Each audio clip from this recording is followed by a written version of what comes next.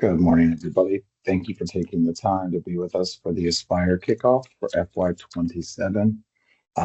Just wanted to make sure that we have an opportunity to go over some initiatives as well as new performance targets for the year, and leave some time as well to answer any questions you may have. Um, this is our agenda. It is a bit meaty, but we should be able to cover it within the hour. As I mentioned previously, the session is being recorded. So we will be able to post that under the admin section of the Moodle for review. So you'll be able to access it there if you have a need to review the session or if you were not able to attend during the live presentation. We are going to have an opportunity to have each staff member introduce themselves, and then as well as having some opening remarks from our deputy director. So we want you to have the opportunity to meet our new leadership now that we've transitioned to the Department of Education and Workforce. So I'm TJ Armstrong. I've been in the position of leading the WIOA Title II team for the last about, a year and a half, almost 2 years. This is my 23rd year in adult education, my 10th year working for the state. And we were going to share an interesting fact. We'll see if Dr. Jenkins came up with hers. So my interesting fact is I have two different colored eyes. With that, I'm going to pass it to Megan. All right. Good morning, everyone. I'm Megan Arrington. I've been in education for 13 years. I've been in adult ed specifically for 8 years. I have been working at the state team for 4, and I've enjoyed transitioning over to ODEW. I'm excited to see what this year brings. So fun fact about me, I absolutely love board games and card games. So we have a year-long euchre tournament going on with my sister and brother-in-law. My sister-in-law and I are currently in the lead. So if you ever want to play a board game, hit me up. I'm next on the list. Good morning, everyone. I'm Zach Furco. A little bit about my background. I've been in the adult ed world for a little over 3 years now. I started as a graduate intern, getting my master's with the adult options team. That's where Stephanie Schaub oversees right now. And I've been with the Aspire team for, it'll be a year next month. So exciting times. I've really enjoyed this position and getting to know everybody in the Aspire world. Fun fact about me, I have a lot to choose from. I'm going to go with my running. I ran my first marathon last year, and I'm currently preparing for 2 races this summer. I'm running the Hall of Fame half marathon in Canton in August, and then I'm doing the full Akron marathon in September. Passing it to Dr. Jenkins. Good morning, everybody. So I am relatively new with the Aspire team. I am here for about a year and a half almost. My grants management experience includes time while working with the Ohio Commission on Minority Health, where I oversaw or provided technical assistance to programs that supported pregnant and parenting families. Then I came to the Department of Education and Workforce, where I worked with ARP-ESSER funding to provide and worked with programs that provided funding to organizations that provided after school and summer programming. Then I went to higher ed, and now I'm back at Ohio Department of Education. Trying to figure out a fun fact about me. They had to help me. I am a published author. First book was published by Simon & Schuster. I can't really remember what year it is. And then I self-published my second book, and now I am working on a third book and hoping to get published again. Pass it over to Miss Jackie. Hello, everybody. I am Jackie Wallace. I've been in adult ed now for 12 years in just about every role possible, starting with an educator, a GED and ESOL teacher, running a program for a local nonprofit, and then at the state, which I left for a year and a half, and I'm happily back where I belong, and made our transition over to ODEW. Happy about that. A fun fact about me, as anyone who knows me knows, I am an avid crafter, especially with having a Cricut machine at home. I love to make gifts for my friends and family and decorate our office as well. So that is me. We'll give it back to TJ to introduce our new leadership. Thank you very much. So in our transition, we've transitioned leadership as well, obviously. So I will allow those that are on the call to introduce themselves, but we work as a team under the leadership of Deputy Director Jeremy Varner, um, Leah Amstead, and then Shell Nichols. Shell, would you like to introduce yourself?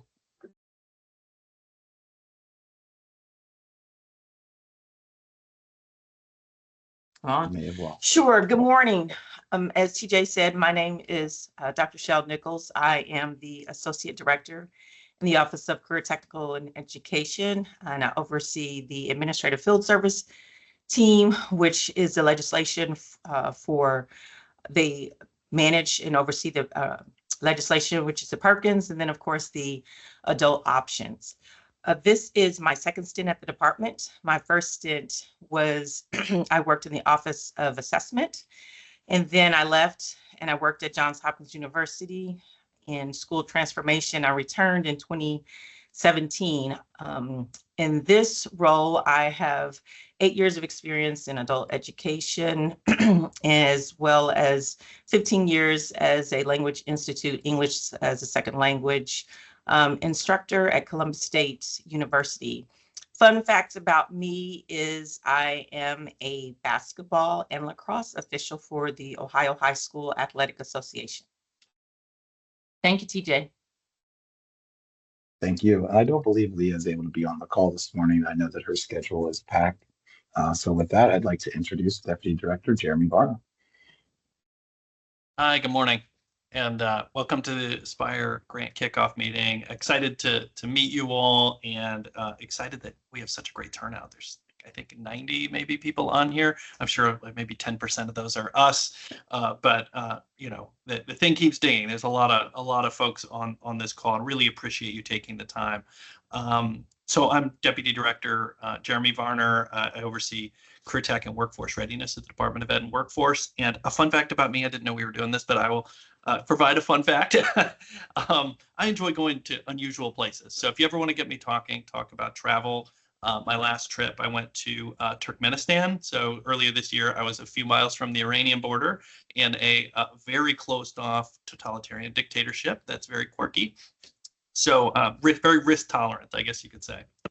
So yeah, thanks TJ and for the team for you all know them well. They're doing absolutely great work. They recently transitioned from the Department of Higher Education to the Department of Education and Workforce.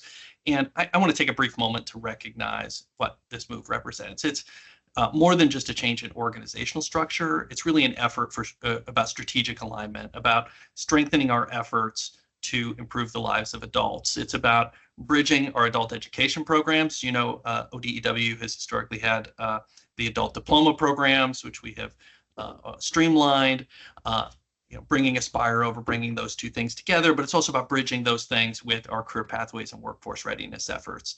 And it's about raising the profile of adult education. I think we all know adult ed doesn't always have its time in the sun. It doesn't get the recognition that it deserves, but it's really critically important in terms of our meeting our workforce goals. You may hear this Lieutenant Governor and Governor talking about the need to address the state's workforce challenges, and they're acute. Ultimately, the state's prosperity depends on the education and credential attainment level of our Ohioans, and so our adults our adult learners that have basic skill needs and whatnot are a really critical population for us to serve, but also a really kind of high leverage opportunity for us to move the needle with our workforce goals. And so I'm excited to be able to get to work with the team here. As those of you that do know me a little bit know that I was in Iowa before coming to Ohio about 2 years ago. In Iowa, I oversaw AFLA for about a decade and championed some of the efforts there, but also ran the State Office for Community Colleges and some other things there. So it's a space that I know well, that I have some passion for, and excited to be able to help kind of raise the profile of that work and to get to work with the great team here at the department who have a ton of expertise in this area, a clear passion for that work, but also be able to kind of champion that work for you all. We really do have an impressive set of adult education programs in the state, wherever they're delivered. And I understand they're community colleges, ESCs, or K-12s. They're libraries. They're in a number of different places, but a really impressive ecosystem. And we have a really, I think, a lot of great workforce partners that we can leverage in moving the needle. So I just want to thank you all for being here today.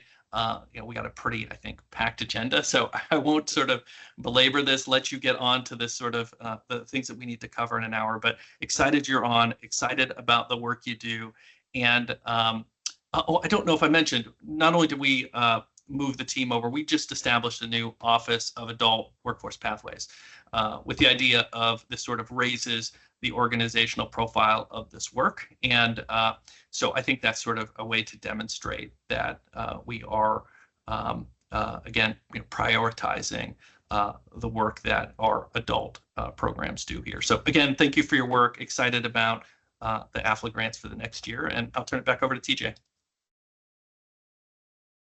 Thank you, sir. We appreciate you taking the time to join us this morning. And as you all can see, I wasn't kidding. We have some excited leadership that knows the importance of the work we're all doing. I'd like to go ahead and pass it over to Marty Ropog so she can introduce the PDN staff. And then we will get into some more meat of the presentation. Good morning. I have absolutely no fun facts about me because, as you all know, I'm not fun. So I am Marty. I'm with the Ohio PDN. We are at the Ohio Literacy Resource Center at Kent State University and also at Ohio State University. I'm not sure who all we have on here, but we do have a number of staff and consultants who are here to support you and to oversee projects, to provide resources and training. So a couple of them, we have Adrienne, who I'm sure is on. She handles a lot of our special projects, including mental health first aid, looking at a lot of our Moodle work. We have Christine Cugino. She handles our websites. Judy Franks, you will probably know. She does a lot of our evidence-based reading. And so that will be on the next slide of some projects that we have going on. We have Matt. He is our librarian, and he handles all of everything that goes along with that. Susie is our office manager. Phil does a lot of our technology, including videos and some of the Moodle work. Bethany is the person who you'll most likely talk to if you call the PDN hotline or get an email response from her. Marty, that's me. Bobby is at Ohio State. She does a lot of support, so she will do a lot of the coordination of lunch and learns, which will happen throughout the year. Christina is our ESOL expert. So if you have an ESOL program, you are going to be talking to Christina about support, training, resources, things like that. Carrie runs a lot of our special projects, including bridging to higher ed and work, beginnings, and several other things as they come up. Alicia is with Ohio State. She does mostly our technology when it comes to Moodle and training. We also have a number of consultants. These are for our major projects that are going on this year. Christy Elliott does our leadership and mentor cohorts for administrators. Christina Miller works, I know they are all with Christina. I'm not sure how that worked out, in addition to our own Christina. Christina Miller is working with Judy on EBRI and previously did STAR. And Christy Schaffner is formerly at the state office and is now a consultant. She will be doing the communities of practice for IET and ESOL, along with looking at some AI resources and updating some of the websites that we have, including some information for internationally trained professionals. So these are some of the highlights that we are going to have this year. We are passing right through it. There we go. So we have several other things that'll be coming up. We have a meeting this afternoon to put some things on the calendar. So these are some of the highlights that we'll be having on the left, some of the resources that we have. We do have the instructional resource collection. If you haven't seen that, that is putting everything together. So ohioaspire.org/IRC. We will be sending out somewhat regularly instructional units, including I'm like the first one that is going to come out will be some math manipulatives. We will be offering stipends for certain trainings and conference registrations for OACE and Ohio TESOL. in addition to the software and assessment bulk purchases that we're doing. So more information coming out throughout the year. All right, back to you, TJ. I believe we're going to pass it over to Christy Elliott to do a brief overview of the PDN cohorts. Yeah, she was having some trouble getting logged in. I'm on. You're on. I'm Okay, on. great. Can you guys Okay. hear me?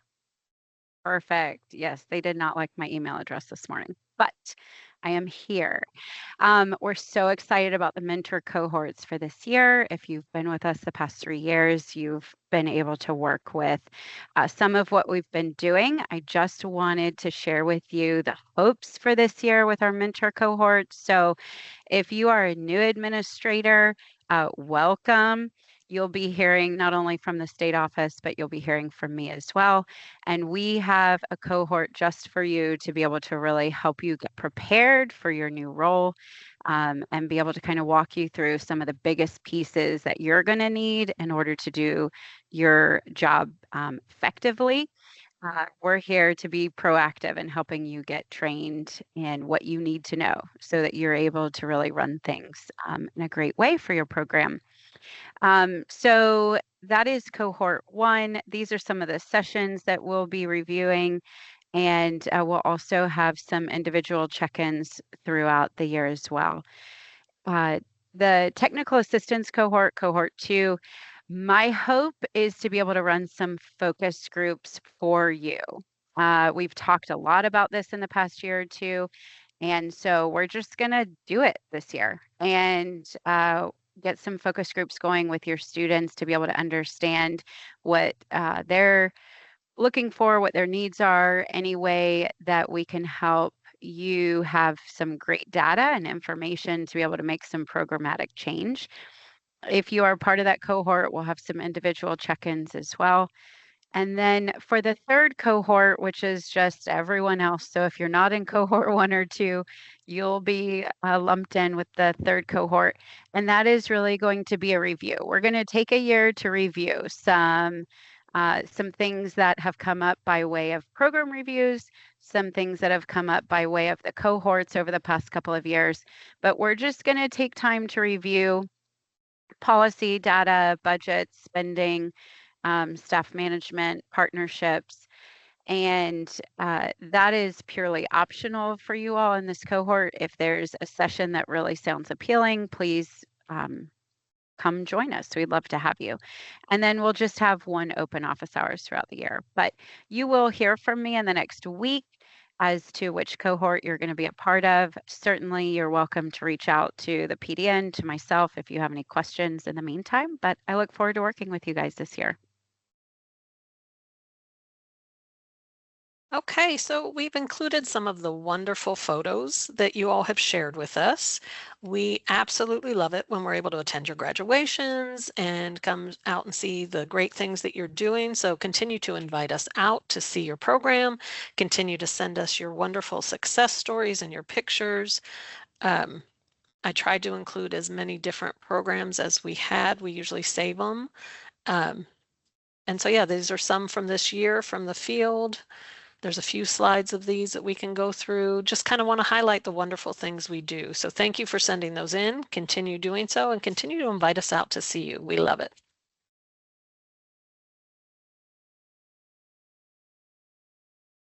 All right. In addition to celebrating those wonderful photos, we wanted to share the actual numbers with you this year. So as I've said before, I'm incredibly proud of all of our Aspire providers. It has been a difficult year in terms of we've reached a lot. We've had some barriers and some hurdles along the way. But in the midst of all of that, you guys stayed strong and kept working to support your students. And it's just phenomenal to see where we ended up. Our enrollment this year was a little bit lower than last year, but that was to be expected with some of the eligibility requirements that occurred this year. So we are over 22,000 students that we reached. You can see the breakdown between male and female, as well as the breakdown. There's an error here on this slide. I apologize. That should be almost 13,000 ABE students. But you can see the breakdown between male and female, as well as ABE and ESOL. In addition, you can see that we had Many students get a pre and a post test showing that they were learning within the classroom.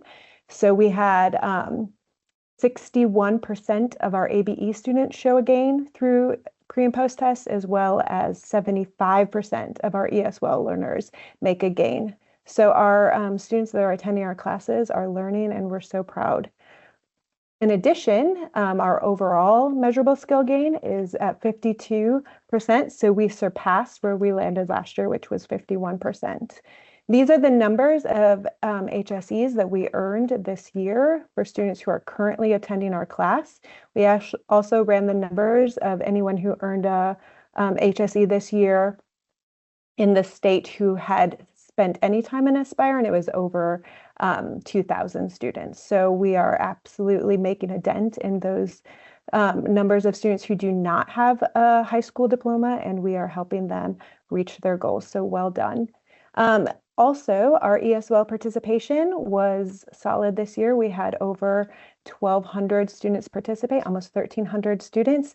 And our attainment rate is awesome at 61% because we had over 868 credentials earned. So well done for those who are running IATs and helping students earn those industry recognized credentials. Overall, it was a phenomenal year, and we're excited to look forward for FY27, and TJ will share some of the targets for this coming year. Real quick, before TJ does that, to kind of cap off this section is a little bit of a celebration of you. Just so everybody knows, there are 55 Aspire programs across a wide variety of organizations, career technical centers, K-12 school districts, colleges, educational service centers, community-based organizations, libraries, and jobs and family service centers. So truly we have a breadth of different providers all working together to help improve our students' access to education across the state. So celebrate and go you. Now to TJ. Thank you all. So we did mention that we would be going through a negotiation process with the team at Octave to establish what our targets are going to be for what we call FY27, what the feds call program year 2026. Previously, last year's target, the one that we just finished, our target was 46.5%. We were able to negotiate our new target to be 50%. I know that is an increase. It's a substantial increase. But as you just saw when Megan shared the update, we're on target to exceed that again. The last 2 years we finished at about 52% for our MSG performance. The number one piece we always want to do is make sure we're hitting that MSG target. Because when it comes down to how the feds evaluate states for performance, they are looking at the measurable skill gain rate, as well as second quarter employment, fourth quarter employment, and median earnings at the end of the second quarter. And we want to make sure that Ohio stays off of that sanctioned target list. So we got our target down. The initial proposed rate for programs was to jump, I believe, to 55.5. We were able to show them that seemed like a very accelerated target, and they were willing to negotiate down to 50% for FY27. I believe our target for 28 is going to be 50.5. But we'll get that all published on the website. We just wanted to make sure that everybody had a clear picture of what our target is for this year. So it will be half of our students that earn 12 hours will make a gain that is on the list to your left. And we will go over those options again in more detail.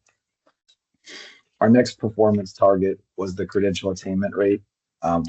This was one that they had it set at a rate that we're already hitting. And so I wasn't trying to negotiate any higher. So our target for those two criteria listed on the left is 22%. I believe last year we finished at like 21.8, as Megan showed, with those folks that engaged in IETs. We had great credential attainment, but these criteria are a little bit different. So make sure you do take some time to digest how those folks end up in our numerators when it comes to credential attainment rate. So we're looking at those that earned a secondary school diploma or its equivalent and were then employed or entered post-secondary within a year of exit.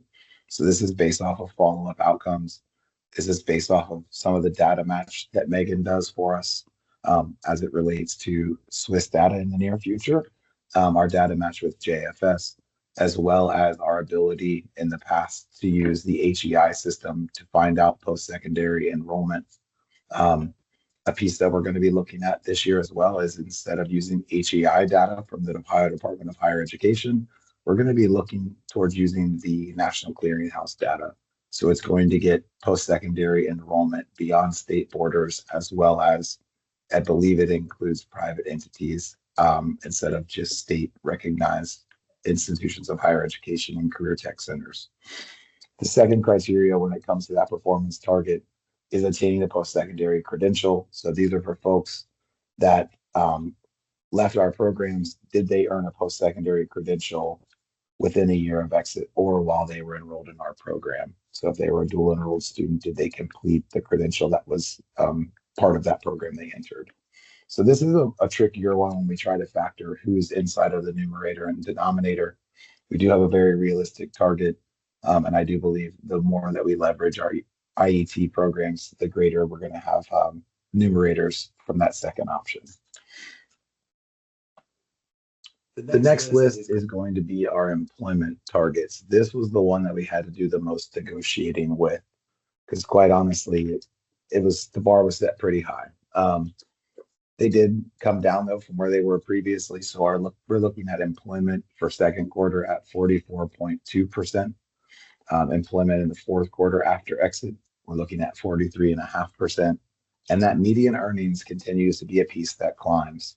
I believe this target is about $800 higher than our previous target. So they're looking at median earnings being at $6,600. Again, we negotiate on a 2-year piece. So we have the targets for FY28 as well. We will get those all documented and out to the field so you see what those metrics may be for next year. But most importantly, we wanted to make sure everybody saw what our obstacles are, what we're up against for this year. Again, I think these are all attainable. You guys have done a fantastic job. The more credentials we're having our students earn, the stronger our partnerships are with employers. The easier time we're having achieving these employment outcomes. And with that, I will pass it to Megan. All right, so we wanted to review measurable skill gain. This is a new infographic that if you guys want, you can screenshot it. We'll also send it out, and you can maybe have it as a cheat sheet on your desk. There are 5 MSG types that you can have. We do not use MSG type 3 in Ohio, and we also do not use 1B, but these are the ones we do use. So number 1, you can show that your students are learning by demonstrating that they've moved up an educational functioning level. The one that's interesting, or the piece that's interesting about this, is you can demonstrate that a few ways: through giving your students a pre and a post test, but also another option would be having them enroll into post-secondary education. This was a change the NRS made in 2024, which was phenomenal, because that means when our students enroll into IETs, they immediately get an MSG. So that's a really nice piece, as well as if they're moving into any career tech training programs or any other post-secondary education, your students will immediately get an MSG. And then the other one that they passed in 2024, they implemented in 24, is passing an HSE subtest. You now get an EFL gain. So that has been really helpful for our students who are doing a lot of hard work to pass those subtests. They previously had to wait till they passed all 4 or 5, depending on the test. And now they get credit along the way, which is really encouraging. And many of our programs are doing a phenomenal job helping their students pass subtests. So well done. Number 2, you also do get an MSG when you pass all 4 now. So that would be, often you'll see your students get MSGs along the way, and then they get that number 2 of passing their HSE test. Progress toward milestone is something that we have many programs in Ohio implementing, that they work with an employer to figure out different milestones that their employees are trying to reach. And then we come in and help their employees meet those goals. And once you demonstrate enough progress toward those milestones, your students will get an MSG. If you are not implementing that and interested in doing so with an employer, please talk to your program manager, because there's a lot of different exciting pieces that you can do with this opportunity. And the last one that we have in Ohio is that passing that occupational skills exam. So these are different ways that we can demonstrate our students are learning. And if you have any questions, reach out to your program manager. Next, we're going to cover a couple of the initiatives that the state office is going to try and pursue in this next fiscal year. So first is HSC boot camps. This is for alternative placement. We're looking to run pilots launching sometime in October to allow some programs to pursue alternative placement. And what that really means is allowing students who may or may not have like 1 or 2 GED tests left to take in order to get their full diploma, instead of making them go through the full orientation process, allowing them to come back, go through a boot camp to get them ready to take the test, and then help them take the test in order to achieve their diploma a lot more quickly than getting them into the program the traditional way. Another initiative that Jackie's spearheading is strengthening our partnerships with OMJs, workforce development boards, and et cetera. This is a piece because I know we have a lot of diverse relationships with those boards across the state. We have some people who have really great relationships and some who have really strained ones. So something we're really working towards is getting information on how we can strengthen those relationships and how we can be better partners to benefit both sides. Next is more improvements for data reporting, and that's something Megan is spearheading.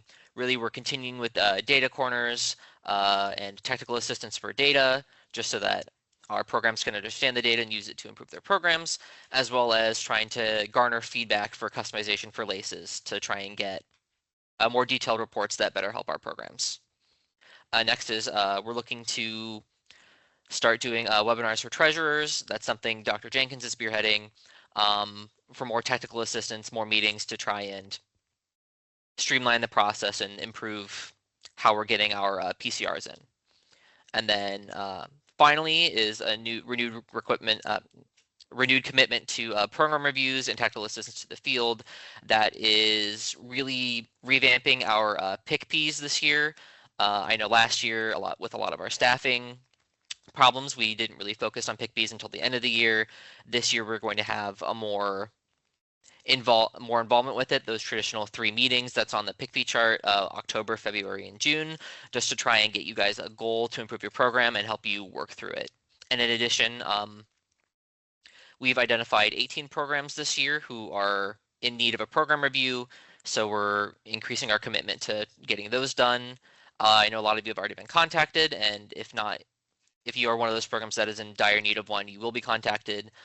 Again, these aren't gotcha meetings for us to go in and find problems that you need to fix and then ding you for your grant. These are opportunities for us to see not only how well you're serving your students and also to gain noteworthy practices that we can then go in and share with the field. One more, sorry for the long rant, but we're sticking to our regional focus. That's me in the Northeast, Megan in the Northwest, Dr. Jenkins in the Southwest, and Jackie in the Southeast. We received a lot of really great feedback from our programs, saying how they like the more personal focus it gives for us to be able to interact with you in that more personal way to solve your issues instead of just forwarding all of your emails to Aspire Grants and then somebody's going to get it. So that's what we're sticking to. Your regions are not changing this year, but they might after the RFP for FY28. Okay, so now that we have moved over to ODEW, we have a new website. Please know this is a work in progress as we work with the team here at ODEW to make it everything we want it to be. Currently, what you're looking at is kind of the screenshot you'll see when you get to our landing page. You see there's 4 links, and if we look at the next slide, I can explain the 4 different links for you. When you receive these slides, the blue Aspire Resources is a link to get you to that page. I also included the actual web page address, but there's 4 links. The student page will give you information about Aspire offerings. It shows the interactive map, and it gives a link to high school equivalence information. The funding page would be all the information you would need about the competitive grant, which will be released sometime in this next fiscal year. The administrator page will have all your links to the PDM and the program directory. And then the accountability page is what we used to call the forms and references page. That's where you'll find all your updated forms and references as they come out and get updated. So again, it is a work in progress. So watch for changes as they come out, but this is where you'll go to find all the Aspire things you would need now that we're at ODEW. I'll add to that real quickly. Sorry, you'll get an echo because I'm sitting next to Jackie. But be aware that, these resources are still available on ODHE's site for the time being as we get it tightened up.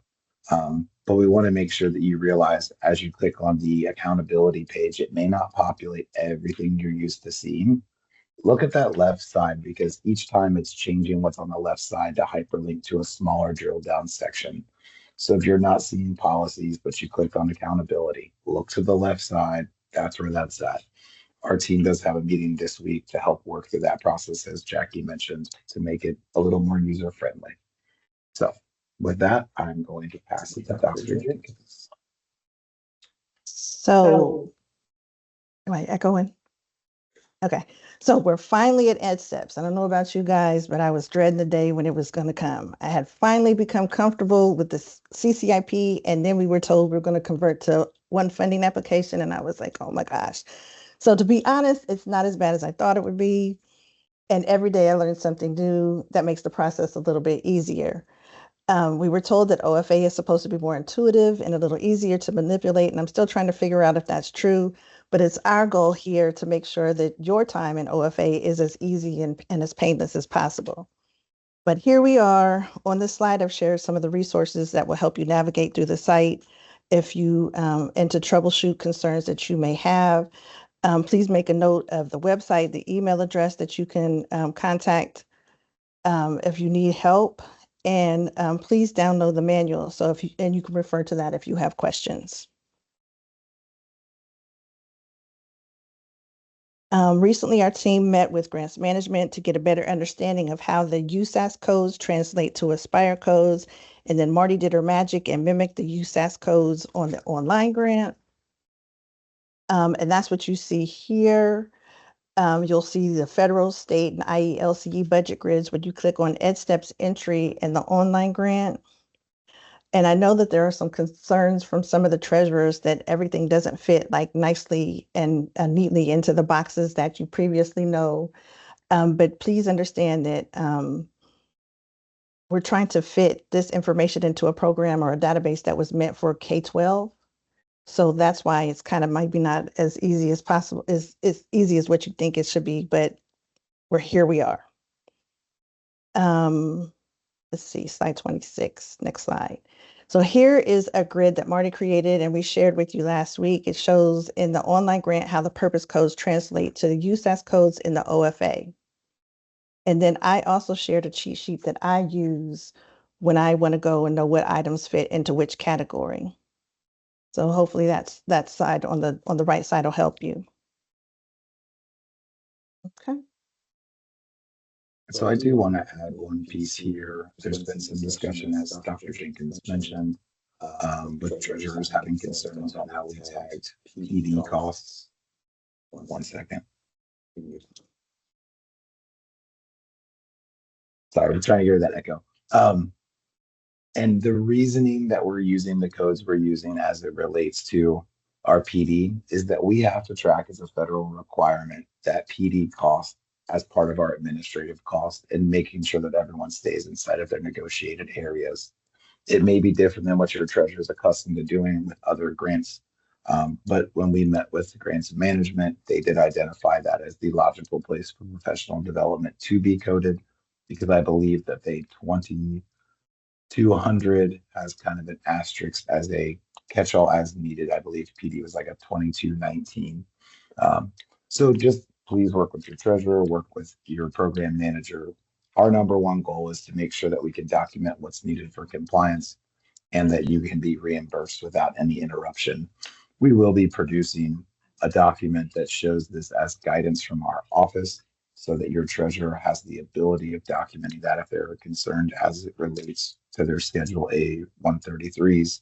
So that if an auditor has a question, it's the guidance that came out associated with our grant so that everything is done properly. Tara had a question. Can we answer her question? So if is your budget already in the OFA and waiting, who's approving? Who do you need it to have approved by? I think that. Can you hear me, Dr. Nikki? Yes. Okay, so on the Aspire site, I entered the budget, but then someone in our grants office does the entry.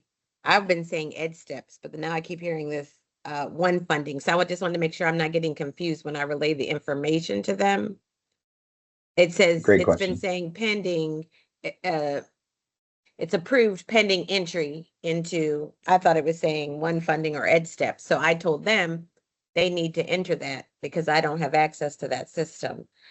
Is that what's still due So, today, though? so that is the hope. Yes. So here's a great question. Okay. It used to say in our online grant, pending CCIP entry. Since we're now in a new system, it now says pending Ed Steps OFA entry.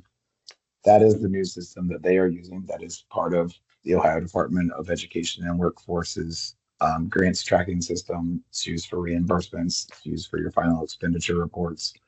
Your organization should have those roles set up. We did send out a training video that they did for us last year that also shows how to navigate that system. We also have the resources that's on the slide that Nikki just talked about that has a guide on how to establish your roles. But it's going to go through a similar approval process that you saw in CCIP. So someone's going to have the ability to edit the budget. Oftentimes, some districts have a person designated for each grant that goes in and enters that, and then they save it, and that triggers the treasurer or CFO to do an approval and review process. Some districts just have their treasurer go in and do the budget themselves because they are going to be the first step of approval. So in OFA, they're going to do the budget just like before. It does ask that you explain your narrative. In your narrative, there's only one question that we've assigned, and it's just tell us that you've attached or you've completed your initial budget submission in the online grant and that you have been approved to submit the budget in OFA. The next step in OFA, it asks you for an attachment. Our recommendation is to attach that screenshot of the Ed Step entry. We gave that guidance late last week, so you may have attached something else. Guess what? That's perfectly fine. We're not going to be worried that the attachment that you submitted before we gave more guidance was different. The key was that you had an attachment of the budget that was reviewed and approved for entry. Each time a budget revision happens, I think it's going to ask that same piece of documentation. This will just be a great way for us to document that it's been submitted and reviewed by our staff, and now you're entering a replica budget that's going in this system. The last piece that's a little bit different in OFA than it was in CCIP is that there's a tab for assurances that your treasurer is going to have to click, read through all of them. I know they're going to read all 6 pages of it because they know that that's what needs to be done to make sure that compliance and accountability is there. And then they're going to check at the bottom that, yes, I agree to this, or no, I don't. If they don't, we have other issues. But they're going to click that they agree, and then it gives them the opportunity to send it to the next person in line. That's your superintendent or authorized representative. They'll have to go through that same review process, get to the assurances page, read through all of it, make sure that they agree to the assurances and save and submit. That triggers it to come to our team. This is where the process is a growing pain that we're all learning to navigate. In CCIP, we got notifications every time the status changed. In OFA, we currently do not have notifications. So we are all in there daily, checking to see what status has changed. And I will tell you that the application status does not update real time because there were some that were approved yesterday. And then at the end of the day, they still had not changed at all. But I know that the one funding team, the Ed Steps team, has been working their tail off and trying to get every grant migrated over. And this has been so many less bumps in the road than we ever expected. It's been a pretty smooth system. Know that our team is here to work with your treasurer and your superintendent. It is not our intention to be like, haha, we gave late guidance, you didn't get it in, now you can't be reimbursed. That's not the reality. It's our job that you get reimbursed for the work that was expected to be done. I have a meeting with grants management to make sure that we can get the substantially approved date of July 1 documented in the system because we had a late entry into getting these submitted. So we will work through those bumps to make sure that we get that documented so that there's not an interruption. But we do want you to get your budgets submitted as soon as possible. We want them, I believe it's today is the due date. If not, you need to be communicating with your program manager. They should have heard from you already about struggles you ran into. If there are needs for revisions, my team is documenting those pieces and sending it out to you so that we can make the needed adjustments. But that initial submission is the key piece so that that way it doesn't interrupt your treasurer's ability to request reimbursement. With that being said, before we jump to the next component, I do want to speak to concerns that you may have or you may be hearing from your treasurer as it relates to closing out FY26's grant. As you know, we just transitioned from higher ed to education and workforce. We have worked through the pains of closing out 26 with one agency and then also trying to get the grant funds transferred to the new agency so that they can finish paying out reimbursement requests for last year. If your treasurer has submitted a reimbursement request after that June, I think 10th deadline that they haven't been paid back for it yet. And Department of Education and Workforce is prepared to pay it back. They just need US Ed to send the money over. So we are working through those steps. The reimbursements will be occurring, and Department of Higher Ed is submitting their reports to US Ed in the next week or so that they can trigger the transfer of funds. So I apologize for any interruptions or delays there. We want to be transparent that we are working through that process and those reimbursements will be paid. I've had numerous conversations with the fiscal side here already that they are documenting each and every one of those reimbursements that needs to be paid so that they can be paid as fast as possible as soon as access to the funds becomes available. So please share that with your treasurer, and we will make sure that the reimbursements come through as soon as US Ed is able to transfer the funds inside of US labor system. I think that covers that. If there are questions in the chat I need to address, please let me know what they are and I will address them. I can't see all this stuff on the screen. Yeah. Okay.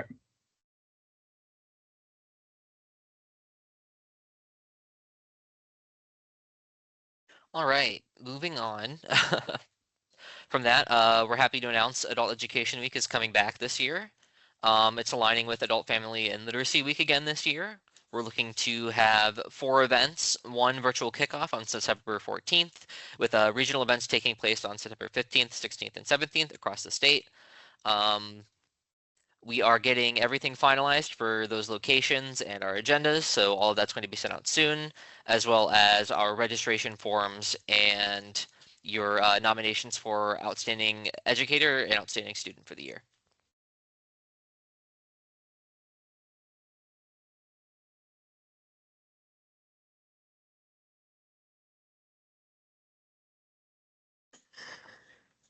Okay, so the OAS conference is coming up soon. Please consider sending at least 1 staff member. Those in attendance can learn from subject matter experts, professional development ideas, participate in networking opportunities, and attendees can stay informed about relevant public policy and social initiatives that impact adult education. So once the dates have been confirmed, we will share that information with the field. All right, one other piece with that too, I do want to remind you that you can use your grant to pay for the OAS membership cost. I would encourage you, if you're planning to do that, you do that before October 1st, because there may be pieces that are impacted based off of federal proposed changes that would take effect October 1st. OAS has shared that the membership is available now. It is a very reasonable cost because it is an institutional membership that covers up to 5 staff members, and it gives you a membership to COABE as well. Those will allow for you to have discounted registrations at the COABE conference if you're able to attend that, as well as all of the free webinars that they provide that help support professional development and best practices nationwide. So I encourage you to make sure you take care of getting that membership taken care of sooner rather than later.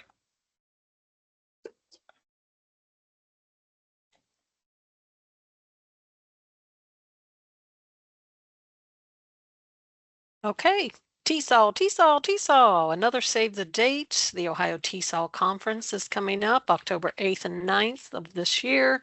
It will be out at the Ohioan, which is a hotel and conference center out in Lewis Center. Some of you may know that area better as Polaris area. Just note the early bird registration will close in 2 months from today, September 15th at midnight, or actually 11:59 p.m. So stay tuned for potential registration information from the PDN. And I just wanted to point out this study that COAB is producing. They've been doing it for about 2 years. They're going to year 3. It's an attempt to do a longevity study to see the impact of adult education.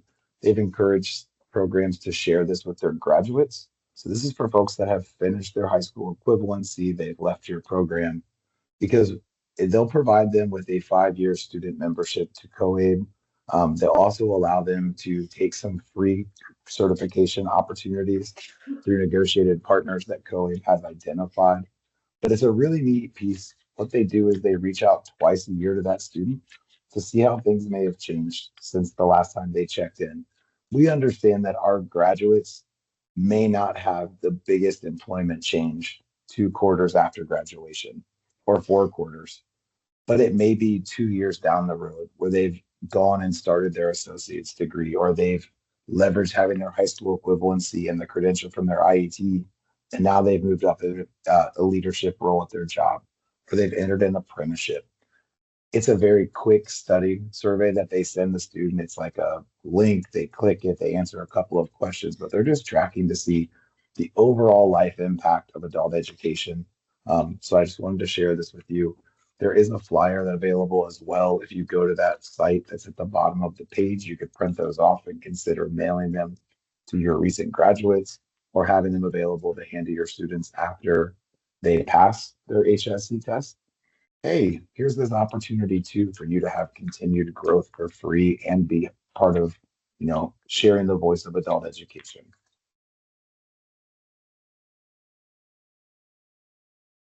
Okay, so here's our contact information. I've been back at the state with just under 4 months, and I've had my 3rd email address. These are the most recent. I do believe our full names still work, but if you need to get a hold of us, pretty much the only difference now is that we have education instead of at higher ed. So Aspire grants at education.ohio.gov. Anything you need to send in, make sure it goes there. And you have the rest of our emails listed there. Reach out to us if you need us, please. So I will tell you that FY27 is starting out so much smoother than FY26. So we've been through a rocky year. Now we've been through a transition year, and it's back to focusing on our students. That's the number one goal at all points in time. You guys have weathered a lot over the last 13, 14 months. We will continue to weather it together and do everything we can in the interest of improving the basic skills of Ohioans, helping them find better economic outcomes, and doing everything we can from this office to support our local programs that are making the work happen in the field. I encourage you always to reach out to our staff if you have questions, concerns.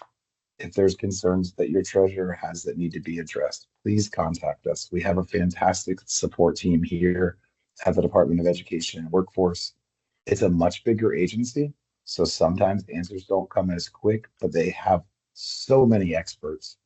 That was the piece with the USAS manual. We were able to reach out to grants management and get directly connected to an expert when it came to that and schedule a meeting. But her agenda was very busy. Her schedule was very busy. So it took another day or 2 to get it scheduled and get that guidance out.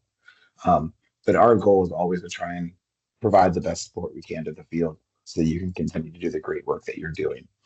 Know that we will be getting the updated documents posted on our website. They have been branded. They've been reviewed by communications and leadership, but it's about updating the links, because when Department of Education and Workforce's communications team built, the bones of our website, they used active links from higher ed. We just have to have the new files uploaded. So they'll say FY27.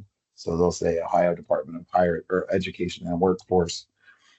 As it relates to end of year documents that you need to submit from closing out FY26, those documents should still have higher education branding on it because it is reporting related to the year that the funding came from the Ohio Department of Higher Education. So remember, that's our end of year financial reports. We will cover that at our next admin meeting. It's going to be your corrections FER if you have corrections funding. Your PICP, there's no real change in format. That contained our logo. It didn't contain an agency. What else do we have on our list? Corrections, end of year financial reports. If you do have, and your PICP, if you have financial MOUs related to your FY27 grant, as always, send those to Aspire Grants at education.ohio.gov, and we will make sure we document that. If you have updates to your local workforce board agreements as a core partner, send those in. But I do believe those were a 2-year agreement, so last year should still be active for this year. And as always, reach out to the team if you have questions, concerns, or need assistance. I will open it up for questions as we have 2 minutes left. But if not, I truly appreciate everyone being on the call, and we will get the recording posted in the middle shortly. And we will make sure we get the slide deck sent out to each of you as well for review, so you have access to the hyperlinks that are embedded.